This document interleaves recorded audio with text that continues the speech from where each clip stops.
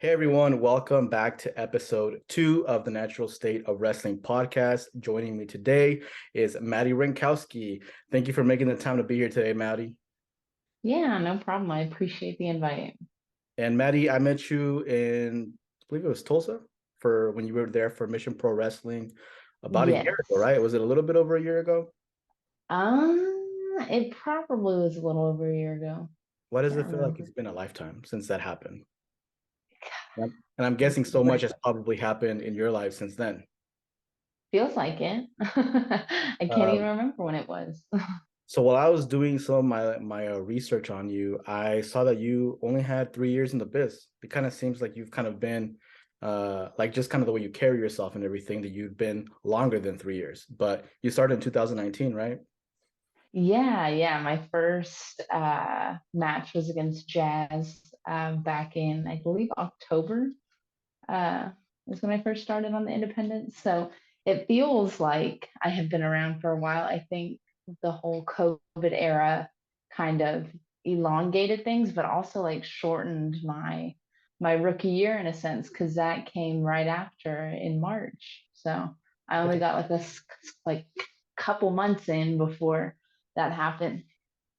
And I think I saw, well, I read, or I might have seen it in an interview or something, that you mentioned that you started getting involved with just wanting to be involved with pro wrestling because of your brother. Your brother was a fan first.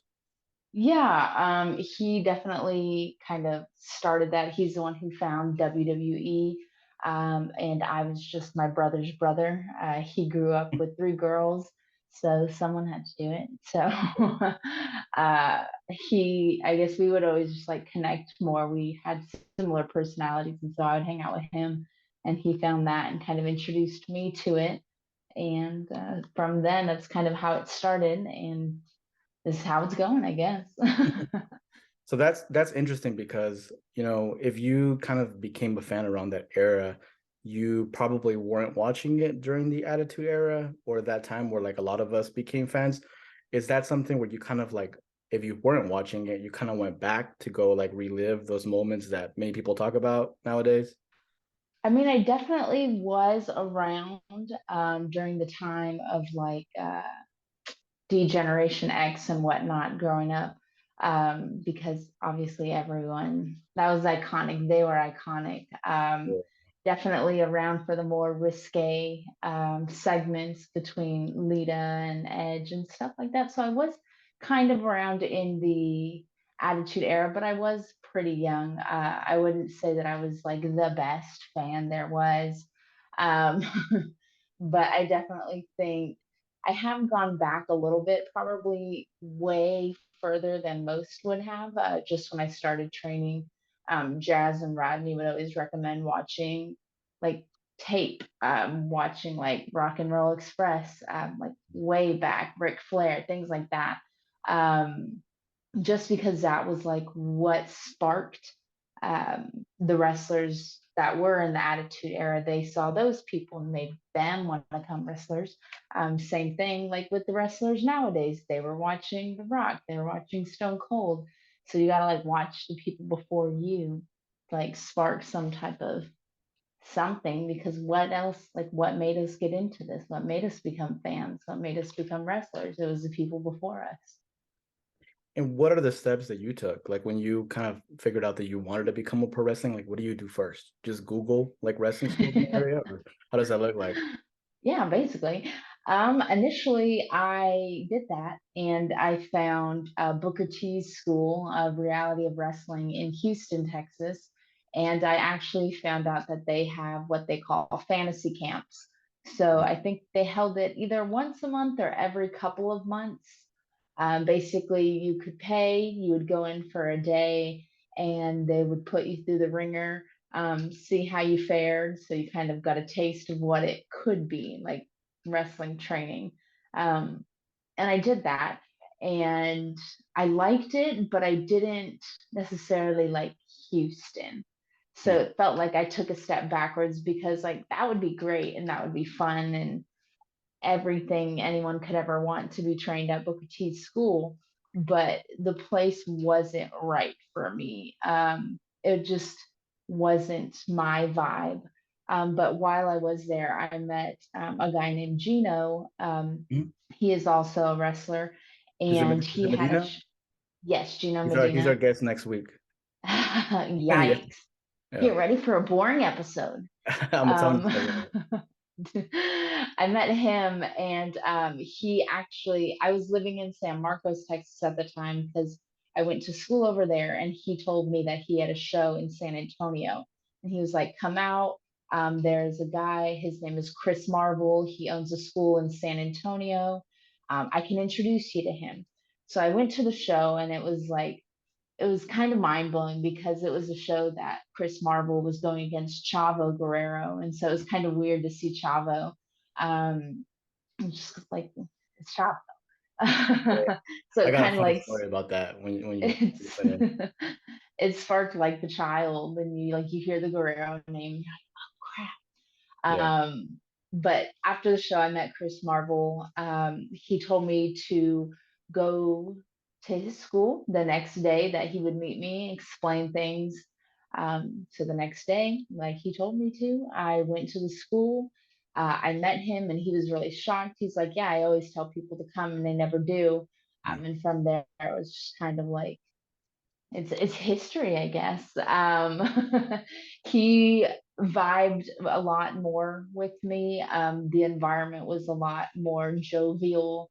I'm a very sarcastic person. I'm a very like dry humored person.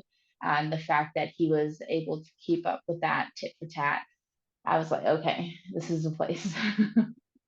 Wanted to mention my Chavo story here. So I went to a wrestling show, I think about 3 years ago, in a little town called El Dorado, Arkansas. And he was one of the people that came in to do that show. I think he was like the main event. And I went up to him to his table, bought his shirt, the one that says like Guerreros, like a black shirt with Guerreros on it and stuff. And I asked for an autograph. We talked for like 2 minutes and stuff. And then, like when the event was about to end, the announcer was like, "Hey, if you go to that bar next door, some of the wrestlers are going to hang out over there if you want to like interact and talk, whatever." So I was like, being the mark that I am, I went over there and just like sat down, got a drink with a friend, and I was just there chilling. And Chavo comes in, and we're the first people in the bar. So Chavo Uh-huh. comes in through the door, and he comes directly to our table, shakes our hand, asks us how we're doing, and has a full on like 15-minute conversation with us. And I was That's just kind of awesome. like, I was just staring. I was like, man, I watched you since I was a little kid. You know, you and Yeah. your other brothers like in TNA and AAA. And it was just one of those moments where I was like, wow, this is cool. The fact that he, made the time to, I don't know if, I think pro wrestlers realize how much it means to fans, for them to just make a time, even if like a pro wrestler approaches a fan, that's a big deal in their eyes, in their world. So for me, Yeah. that was really special. So you've been in the business for 3 years now. I was really excited when I saw that you debuted in AEW. How has that experience been for you so far? It's been crazy. I just remember when it initially happened, I was terrified, uh, But because it's like a way bigger platform than I was used to, and I was hardly a year in at that point. So again, with COVID cutting right into that middle of the rookie year, it was maybe like 6 months in because everything shut down for about 6 months. So I had my first 3 months in October, or from October to whenever. And then all of a sudden here, I believe it was in December, whenever I first went over to AEW. So it was having the date here, insane. December 22nd, 2020. Yeah, yeah, exactly. So I started October of 2019, as you said. Everything shut down in March, so you think about that, and things weren't reopening until the end of 2020. And then all of a sudden, after not having done anything because we weren't allowed to, I was just thrown at AEW, which was a blessing in disguise. And I definitely credit that to a big portion of my career, kind of going where it is. Um, so that's how that is. Still working with them. Just had a match air, I believe, last week. So it's surreal, and I think kind of like you were talking about, you have to sit back. You were saying how like some wrestlers don't realize how much taking that moment like with the fans means. And like I think that's something that we often forget. Just like for me, like working with AEW, like how much that actually means. Like it's a huge company, and the fact that I'm even someone that they call on or they consider, um, it's incredible. So can't complain. Yeah, like, just there's folks that have been like 10, 15 years in, and they're just trying to get that opportunity, and 3 years in, you're there. You're Yeah. and I think, probably for a wrestler, I'm guessing, having that platform, having those like, high definition cameras on you is good, it's good for reels, it's good for social media presence, and just overall it's a great opportunity, I'm guessing. And Yeah, yeah, a lot of knowledge in the backstage area. So it's always helpful to be able to pick the minds of Jerry Lynn, Eddie Kingston, Dustin. So it's great. Are there any folks specifically? I know you just mentioned some, but any other folks specifically that take the most time in giving you advice when you're backstage? I would say probably the first two, Jerry Lynn and Eddie Kingston. Jerry is someone who is just off the bat so friendly, so knowledgeable, and he really takes the time to like sit down with you, watch what Mm, you do, and tell you like how he thinks you can like adjust or tweak or and he just values you as a person overall rather than just like oh a wrestler and putting on a product. He values you as a person, so I would say him probably. mm. That's good to hear because I through social media I see a lot of praise towards him. So I'm guessing he does that to a lot of people that take it seriously like you do. That really take that advice and really put it out there whenever they go to the ring every week. So I did want to talk about your obsession with the Kardashians. Kind of wanted to know where that started from, and because you continue to use that today whenever you wrestle in some way or manner. Um, like, do you actually watch the show? Have you watched every episode? So I would say that was probably true back in the day. I have not seen any of their stuff probably for the past 2 years or so. Falling I keep behind. up with Courtney, but that's about it. But basically, that all came about. I feel like when I was growing up, it was in the time of reality television becoming real popular. And Keeping Up with the Kardashians and the Bad Girls Club for some reason were two of the reality shows that really just stuck with me that I was there like every week. So that's basically what that came about. So I know that, talking about the Kardashians, whenever you watch one episode, like they don't really get anything done in one episode, right? It's just like a little small problem that evolves into a whole episode, but then you just find yourself being lost in like the next episode and then the next episode. And then when you realize you're like 8 episodes in and it's been like 3 or 4 hours that have been that have been wasted watching television. The show's really addicting. Um, Yes. and so Yes, that it is. are you kind of trying to like deviate away from that in regards to like your persona now going forward? I would think so. I think that I still like they'll always live inside of me, but I don't like follow them now or anything like that. I can't tell you. I don't keep up with Kardashians. But I still feel like sometimes I encapsulate their energy. Mm, But if I'm being true to who I am, um, I'm not as materialistic as they would be. Again, like we were talking about, I do have that dry, like sense of humor and stuff, but I'm not as materialistic. Nothing is brand name. Um, don't wear $1 million diamond earrings. So I think I'm more steering my realness to being real, yeah. rather than whatever they like to procure as real. So what would you say is you in the wrestling world now? Like, who are you in the wrestling world now compared to what you were back then when you were, more of a, I think I saw a video or a match of yours where they called you like long lost Kardashian. So deviating from that, who would you say you are now in the wrestling world? Yeah. I think when I broke into the wrestling world, we all have like this inherent need to be like, to want to do well, to want to succeed. And I think I did a good job my first year, trying to portray someone that people wanted to see. Like everyone wants to see these girls come in and be happy and cute and everything like that. And I think I did a good job at sinking that in. Um, but that's not me. Um, I'm not I'm not friendly. Um, like I'm not. I'm going to tell it to you like it is. And I feel like back then I held back a lot.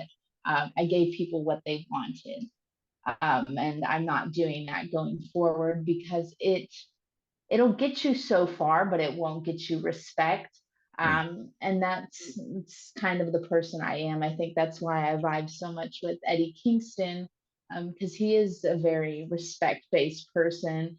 And like they always say, real recognizes real. He's very real with me. He tells it to me like it is, and that's what I do to other people. So I would say, not always surrounded by a flock of girlfriends, because that's not me, because I'm not fake.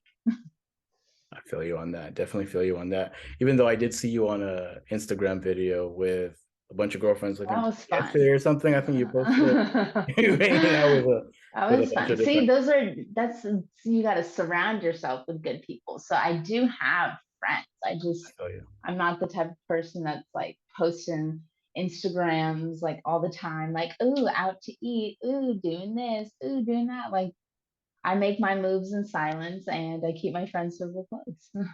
Though you did go to, I think you told me that you went to go watch Avatar today. How was that? Without saying It was spoilers. long. It was long. It's like 3 or 4 hours long, right? Yeah, 3 hours and 12 minutes. By the end of the movie, my back was hurting. I was feeling every single wrestling bump. Was it good though? Was it a good movie? It was. I cried a couple times. Man, I still need to Yeah. watch the first one, so I need to check that out. I think I heard the first one was pretty amazing. Yeah. Especially 10 years ago when it was revolutionary. It came out 10 years ago because they were talking about how long it takes for the movie to be created, the second one. So Yeah. the movie took like 10 years to create. So it must be amazing. I need to go check it out.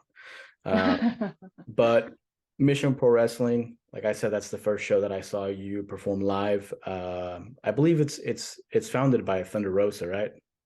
Correct. Yeah.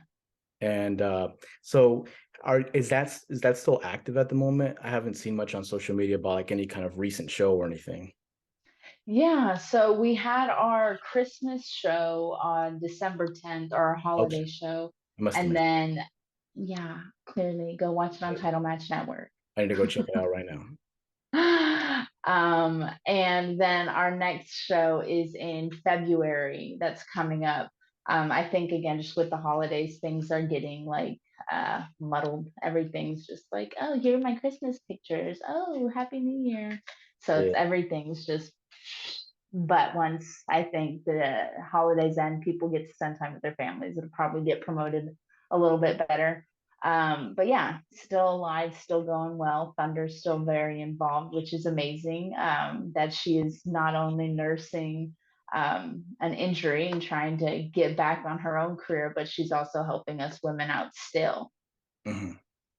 Yeah, I told her when I met her in person that day that would love to find a way to get Mission Pro Wrestling to like have a show in Arkansas. I don't think they've ever been here. Wrestling just tends to ignore Arkansas for some reason. Like there's a fan base here, but for some Yeah. reason WWE will come to Little Rock. And that's it. But there's other places over here locally. So hopefully, she told me to email the Mission Pro Wrestling email and see, what we can do, what we can figure out, even if it's like some.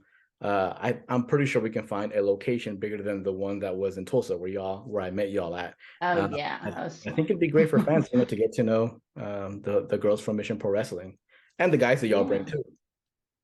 I because don't care about them, but y'all do yeah. like one match, right? It's like one match, and it's like Yeah. full card of women, and then it's like one guy match, as it should be.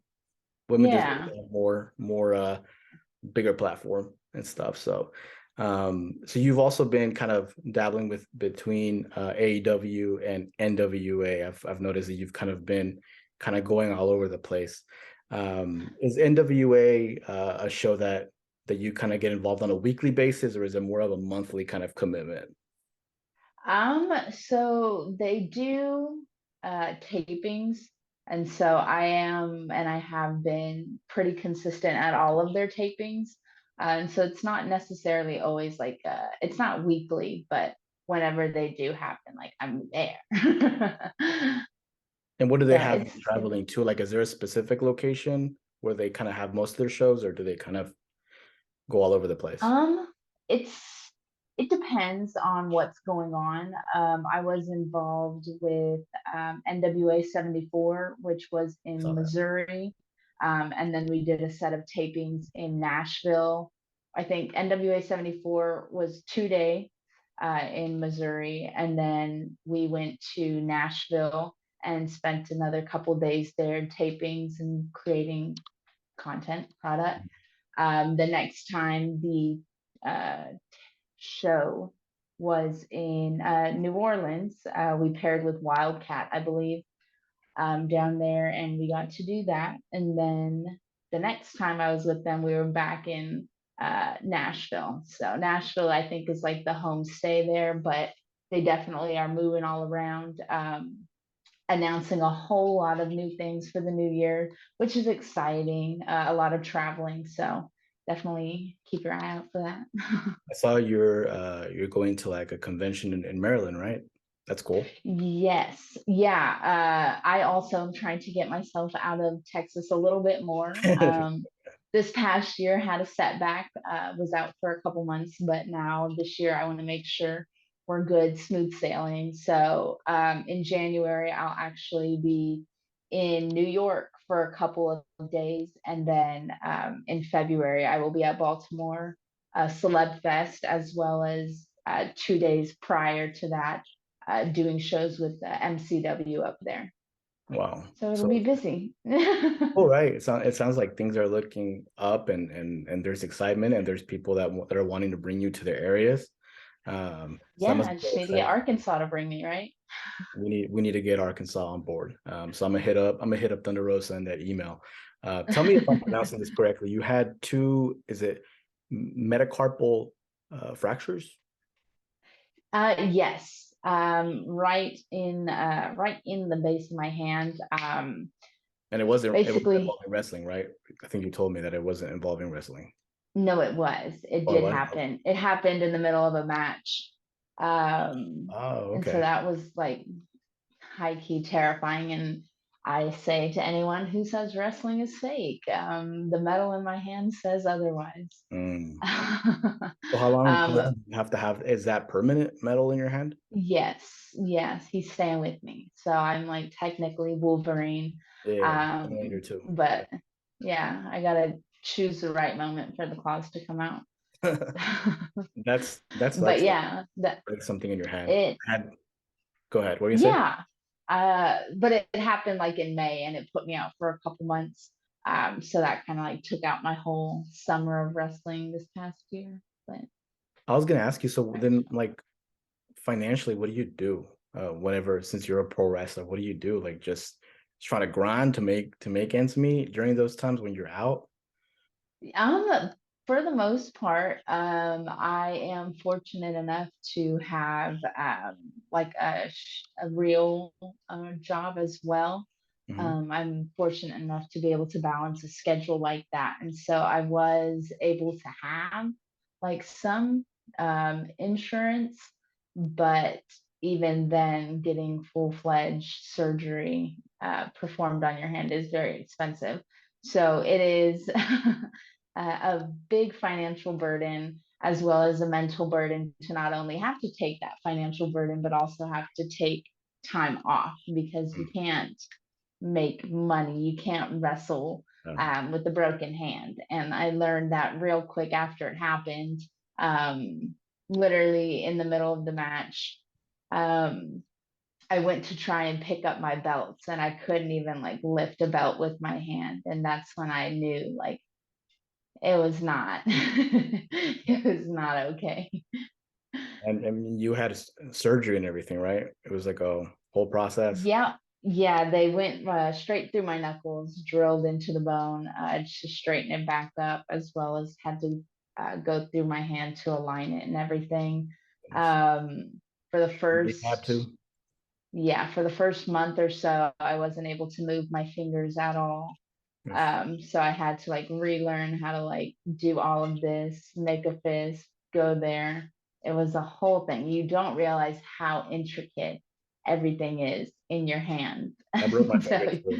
I broke my finger like 5 months ago, and I also have to go to yes. rehab, and it was like you know, Yeah, they love um, those. And they're like some cat sign. claw.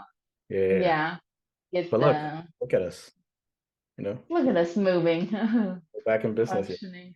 To Um, be fair though, like whenever I put my fingers down now, my pinky, he yeah, doesn't know his place anymore. So I gotta pull him over now. you got to keep on going. They told me that, with rehab, if you don't do everything that they tell you to do, your fingers might not like get back to 100% to what they were before.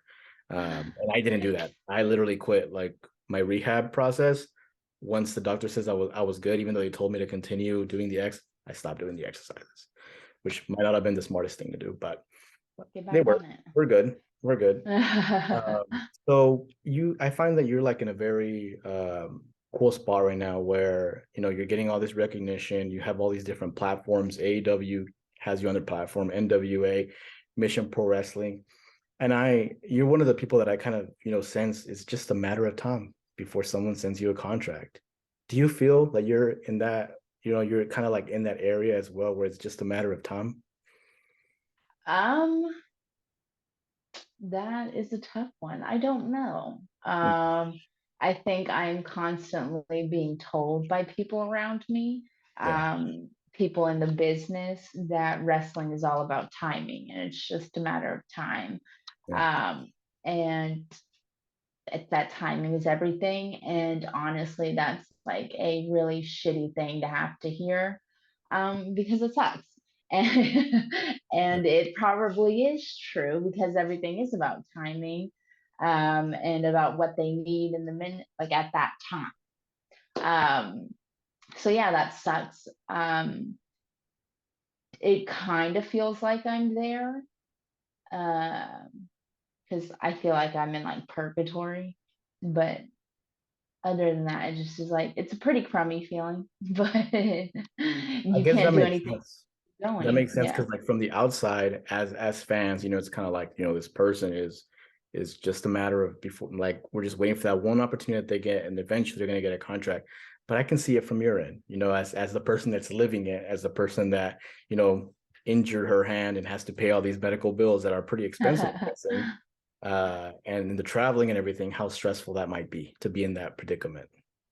Uh, Yeah. and but I do feel like it's just a matter of time. I'm hoping it's sooner rather than later. And I don't know, I think you're doing all the work that you need to do. Like Yeah. you're literally everywhere, and you're doing a good job doing it as well.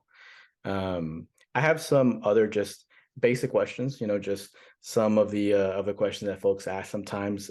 Like for example, so far, who has been your favorite opponent that you've gone in the ring with? Mm. I don't know if I have a favorite, as stupid as that sounds. I don't really care to analyze my opponents in that way after the match. After I have a match, the person that I'm analyzing is myself, Hmm. because that's really the only person who matters. I feel you. I feel you. Gotta self-love, love yourself. What about who haven't you faced yet that you want to face?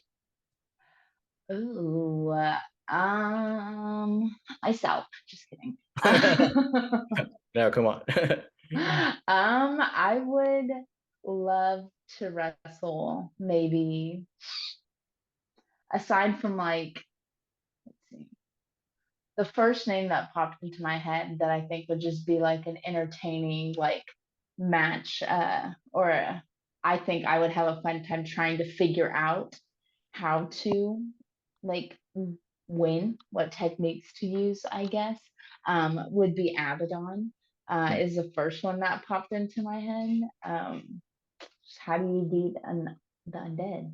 I mean, Yeah, I've watched a lot of movies and television, but once you're there, like, what do you do?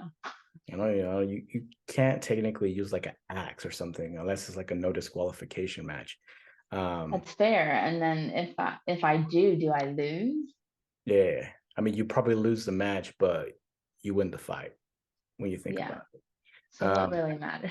I kind of wish that Abaddon would kind of get more time to be on Dynamite. I think she's a very interesting personality, and Yeah. she seems to have a cult following online. But hopefully, we see more of her in the future, and hopefully that becomes a match, even if it's not on Dynamite. Hopefully, we see it on Dark. You know. Uh, Yeah, yeah, she's great. what about a favorite entrance music ever besides yours? Oh, favorite entrance music. I really, really enjoyed Enzo and Big Cass when they Okay. were. It wasn't necessarily the entrance music. It was just like the entrance with him. Um, I really enjoyed Just that. him kind of like coming backwards out of the entrance ring, kind of. Yeah, and just like I that honestly is one of the things that I attribute to like getting myself back into wrestling. Just people in general, I feel like, and I used to say like, oh, as a girl, you just become too cool for wrestling, but I think that happens in everyone's life. Like as you're getting older, you like step away from it, maybe like in the high schoolish era. But when NXT came to Austin, they did like their first ever Texas tour. My brother took me to it, and I did not know anything about anyone in NXT. And just being in this little venue, and Enzo and Cass came out, and like literally as soon as he started talking Enzo, um the entire like building was like repeating him in sync, and I was like, Yeah. that is power. And ever since then I've been a fan of him, and I'm like, dang, that When is you did that this, is I thought the you were gonna power say, I want. I thought you were Yes. gonna say you can't teach that when you did that little hand gesture. Oh. Yeah, they were pretty amazing. Just the fact, I'm surprised. I mean, I obviously big bills in AEW now, and I don't know Yeah. what's going on with Enzo. Hopefully they have some platform where they can showcase their talent. What about talking about you mentioned NXT. Um, as a wrestler now, is there anyone that you look not up to, but that you look for inspiration? Any other male or female wrestlers or in between? Inspiration as far as what? Maybe as in like it doesn't have to be as in something where you kind of like replicate, but more as in you look at someone, maybe someone working hard, or maybe someone putting the extra effort into becoming better, and you're like, this person's doing it right. I need to do what this person is doing. Or you kind of just, like you said, focused on yourself more. Yeah, I would say like once you said phrased it like that, there's probably about two people that came to mind. One I do not know, I haven't actually met, but Rhea Ripley, I feel like is one that I truly admire. The person who she has become really feels like it is her. Um, Whereas like the person we saw in like the Mae Young Classic, like that is a totally different transformation. But I feel like she truly is who she is. Like I feel like we're seeing who she is, and it's amazing. She's very powerful. She like blossomed. It was great. Yeah, yeah, Like that is what I aspired to, like have that type of transformation coming into oneself. Um, Another person that I do know firsthand would probably be Kylan King. I think she was put in the same situation with myself. yeah. We both were at those AEW dark tapings and everything like that in Jacksonville. And then we came out of those, and it was like, what? Yeah. Now we're just okay, cool. But she, I think, has definitely, especially this past year, I think she put a goal out that she was just going to make a name for herself. this past year, and I think she did exactly that. She is literally everywhere. Every time I saw her, she was running on like 2, 3 hours of sleep. She just got off a plane to get on another plane to get on another plane. She was literally doing the definition of grinding. And Mhm. I respect that because you hear about that when you're training, when you're getting into the business. Like everyone will tell you, William Regal will tell you, like you're not going to see your family. And that's like a sacrifice that you Yeah. need, like that people are making. And Yeah. that's what she did. Like I don't know when she ever found time to actually go back to Florida. She was literally always on the road, and I think it really paid off for her. And as much as I hate her, I am happy for her. I was just waiting for that, for you to say that. How talking about, her goals, do you have any goals for next year? Anything that you said, I want to accomplish this by the end of next year? I don't think I necessarily have like set in stone, like if I'm not signed, I'm gonna cry. Anything like that. I think for myself, I need to start being a little more selfish, and that's my goal, is to be more selfish and show everyone that I am a star and I don't care about anyone's feelings anymore. And if you cry, that's okay too. And We I probably will. Yes. Um, I also saw on Instagram, this is random. I don't know how I ended up on this Instagram profile, but I saw that you follow MJF Scarf. Yeah, they're a Mission Pro fan. Oh, they So, are? Okay. Okay. Oh, so you know the person, because I ended up on that profile for some reason, and you were the only person that I follow that follows it. I was like, I'm just gonna bring it up in the interview, see what, like, how this happened. But it makes sense. If it's someone you yeah. know, I understand. Yeah, they're a pretty avid Mission Pro fan and supporter. I Okay. support anyone who supports me. Well, shout out MJF Scarf. And my final question, Maddie, what do you do to take care of your mental health? Cry and eat. Those are two very good coping mechanisms, I think. Yeah, I'm starting to try and like get into like the whole like working out thing. Apparently people do that. They're like, "Ah, I'm angry. I'm gonna go work out." Me, I'm like, "Ah, I'm angry. I'm gonna go eat my feelings." And Apparently what's you're your not food? supposed to do that. Eat your feelings food. I mean, if I could have like anything in the world, it would be like hand pulled noodles. But I obviously don't know how to make that, and you don't always have access to. Well, So I appreciate you sharing that. Some people have different coping mechanisms. Some people work out, some people eat, some people read or go watch movies. But I'm glad you found something that as long as it works for you, I think that's important. yeah, you just gotta turn on some Backstreet Boys, cry, and eat your handful of noodles all at once. I'm more NSYNC, but Backstreet Boys are That's pretty. fair. NSYNC That's is fair. They had some good ones. They had some good songs, but yeah. Backstreet Boys. Well, Maddie, I appreciate you making the time. Like I said, I think I've said this on Twitter. I might have tagged you, maybe I didn't, I don't know. But I have said that I feel like it's just a matter of time. And I think it's gonna be sooner rather or later before you get that contract, wherever that is.